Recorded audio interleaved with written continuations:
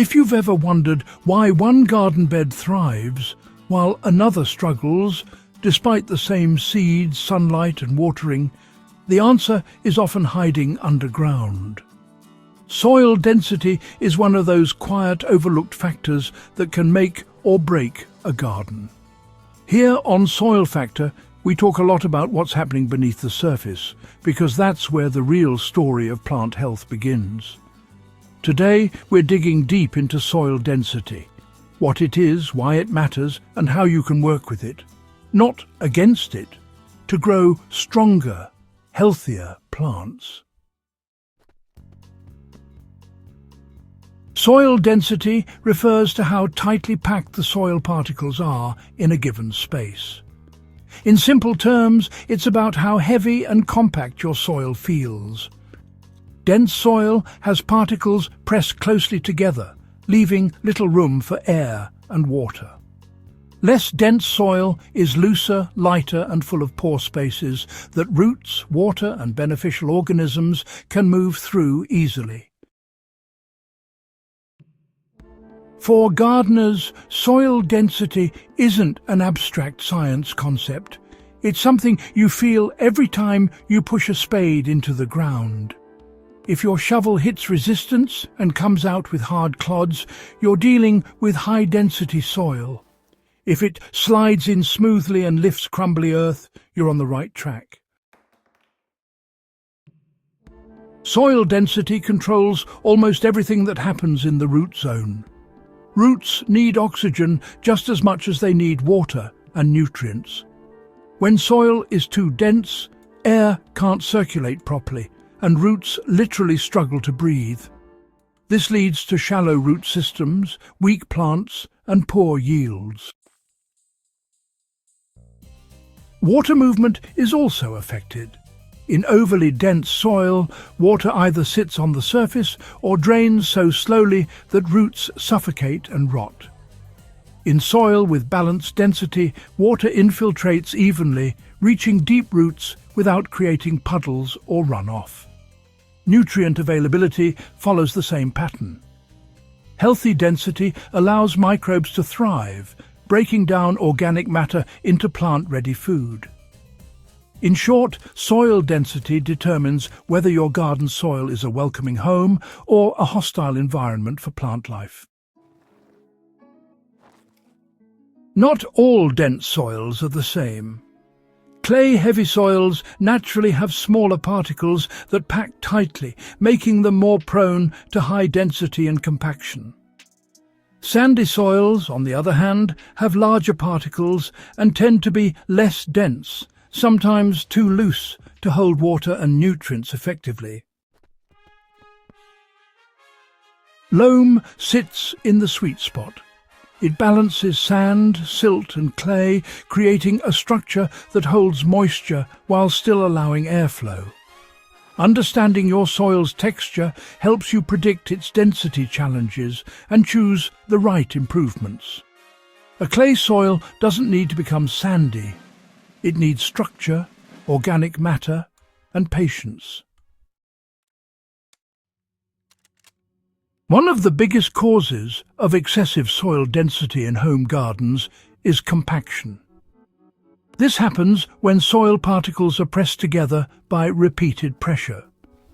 Walking on garden beds using heavy tools, working soil when it's too wet, or even constant rainfall can compact the ground over time. Compaction collapses pore spaces, reducing oxygen levels and limiting root growth.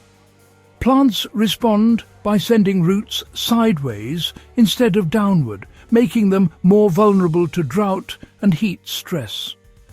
Once soil becomes compacted, simply watering or fertilizing won't fix the problem. You have to address the density itself. Your plants will tell you when soil density is an issue. Slow growth, yellowing leaves and poor flowering often point to root stress rather than nutrient deficiency.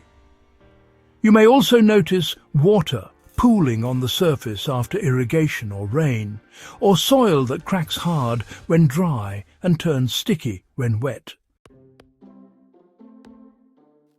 Another clear sign is difficulty digging. If working the soil feels like breaking concrete, density is too high. Healthy garden soil should resist slightly, but crumble easily in your hands. That texture is a sign of balanced density and good structure. The most reliable way to improve soil density is by adding organic matter. Compost, well-rotted manure, leaf mold, and aged plant residues all work together to loosen dense soil while improving its ability to hold water and nutrients. Organic matter creates stable aggregates. Those are small clusters of soil particles that resist compaction and improve pore space. The key here is consistency. One application helps, sure, but repeated additions over the seasons create lasting change.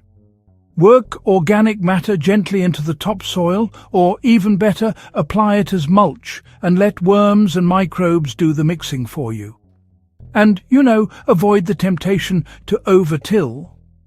While tilling can temporarily loosen dense soil, it often destroys soil structure in the long run, leading to even higher density once the soil settles again. Living roots are, really powerful tools for managing soil density. Plants with deep or fibrous root systems naturally push through those dense layers, creating channels for air and water to move through. Cover crops like legumes and grasses, they're especially effective at breaking up compacted soil while also feeding soil organisms. Earthworms, fungi and bacteria are your underground allies. As they move through the soil, they create pore spaces and bind particles into stable aggregates. Dense soil with little life, well, it just stays dense. But soil that's rich in biology becomes lighter, more resilient, and honestly easier to work year after year. Now, how you water can either improve or, worsen soil density. Frequent shallow watering encourages surface compaction and shallow roots. On the other hand, deep, infrequent watering allows moisture to penetrate those lower layers and encourages roots to grow downward, naturally loosening the soil. And remember, avoid working or walking on soil when it's wet. Wet soil compacts far more easily than dry soil, and let me tell you, damage done in a single afternoon can take seasons to repair. Timing matters more than most gardeners realize. Soil density isn't something you fix just once. It's something you manage season after season. Every year brings new challenges, from rainfall patterns to crop choices. By protecting soil structure, minimizing compaction, and feeding the soil with organic matter, you create a system that improves over time instead of degrading. Raised beds can be helpful where natural soil density is, extreme. But even then, the same principles apply. Healthy soil stays healthy through care, not shortcuts. Soil density may not be the most glamorous gardening topic, but it's honestly one of the most powerful. When you understand how dense your soil is and how that affects roots, water and life underground, you stop guessing and start gardening with real intention. Strong plants begin with breathable, well-structured soil, and that starts with managing density.